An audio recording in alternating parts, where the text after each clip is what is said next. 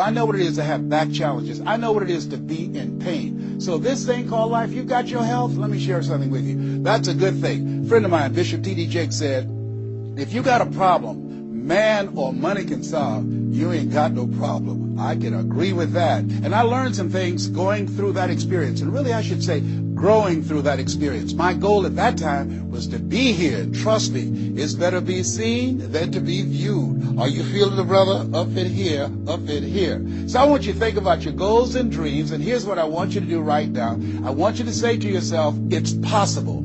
It's possible.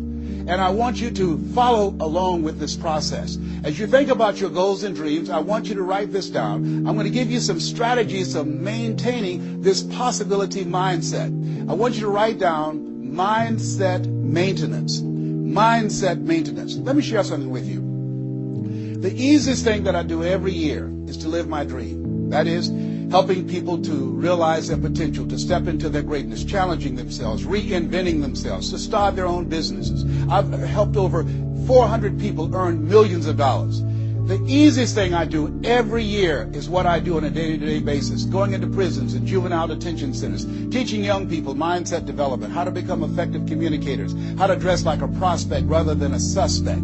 Those are the easy things that I do. Let me share with you the most difficult thing that I've ever done in my life. And that was to believe that I could do it. That's the most difficult thing that I've ever done in my entire life.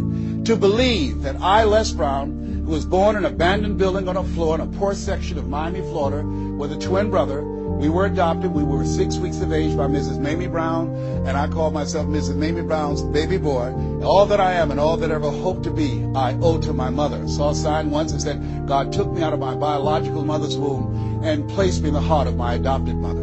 To believe that I, Les Brown, who was labeled educable mentally retarded, put back from the 5th grade to the 4th grade, failed again when I was in the 8th grade, to believe that I had the ability to live the life that I'm now living. No one could have told anybody who knew me, including myself, looking in on us when Mrs. Mamie Brown was raising us in a poor section of Miami, Florida called Liberty City in Overtown, that I would be who I am right now. I didn't even know that. And I want you to think about your goals and dreams, and I want you to expand them. Why? Because it has been said that most people fail in life not because they aim too high and miss. No, most people fail in life because they're just like I was for 14 years. They aim too low and hit, and many never aim at all. Not at all. They just go through life surviving. Someone said that many people die at age 25 and don't get buried until they're 65. I was talking to a friend of mine named Rosia, and I said, Rosia, how you doing? And she said, let me tell you something. Life is a mess. I said, girl, what are you talking about?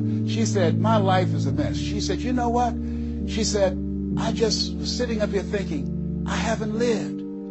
I haven't lived. She said, I've been working hard all my life, paying bills and taking care of my children, and my children are gone, and I've just been thinking, I haven't done anything. She said, when I die, I don't want when people view my body, I don't want them to say, oh, she had a funny expression on her face. I said, what do you mean by that? I don't want to have an expression that I'm mad. Because if I died right now, I would be mad.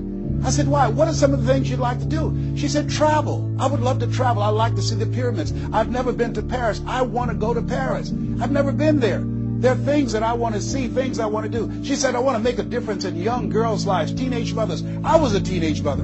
I want to be able to make a difference in their lives and see the impact that I had on their lives. And she mentioned a variety of things. And I remember a story about a lady who went to the doctor, and she was diagnosed with terminal cancer. And she came home and she was sitting at the table and she was drinking some coffee, and all of a sudden she just looked up and she said, I refuse to die an unlived life. I refuse to die an unlived life. And she decided that she was going to live. That up to that point, her life was for her family, for her children, for her husband, but she had left herself out of the equation. Have you ever done that? I remember at a period of my life I was going to work, and I was working on a job that I hated, and at the same time I was praying that I wouldn't get fired. I was praying that I wasn't laid off. I was miserable. Nobody was holding a gun to my head. But I showed up every day, and I used a flimsy excuse. Well, I got to pay the bills. I've got a car payment I have to pay. I have a family. I have children. I have a car note, and I have a mortgage note I have to pay.